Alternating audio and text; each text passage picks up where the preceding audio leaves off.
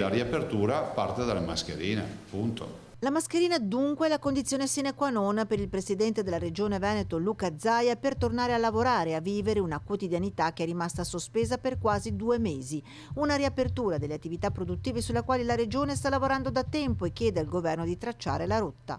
Parte dalla mascherina una serie di provvedimenti che noi abbiamo scritto nel nostro piano che sono assolutamente affrontabili da qualsiasi impresa. L'interesse è quello di lasciar vivere i cittadini e che facciano sicuramente in sicurezza, ma che siano misure assolutamente applicabili. Dall'altro che ci siano delle linee guida a livello nazionale. Sappiamo che il comitato scientifico sta elaborando una serie di prescrizioni, di indicazioni. Io le chiamerei linee guida perché poi ogni regione va da sé e riuscirà poi a calare queste linee guida con dei provvedimenti sul territorio. Ancora 2 settimane all'atteso 4 maggio, l'ennesima scadenza, forse l'ultima, prima dell'avvio della cosiddetta fase 2. 2 settimane di limbo durante le quali si attendono indicazioni dal governo, ma la posizione del Veneto è chiara. La mia posizione è quella che se c'è supporto scientifico è giusto che si apra. Riaprire, ma al sud ci sono regioni, Campania in primis, che spingono per il no, pronti dicono a chiudere i confini.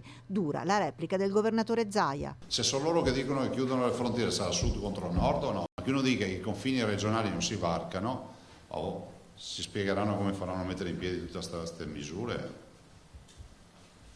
Fermo restando che noi siamo sempre stati quelli che hanno ospitato e accettato tutti.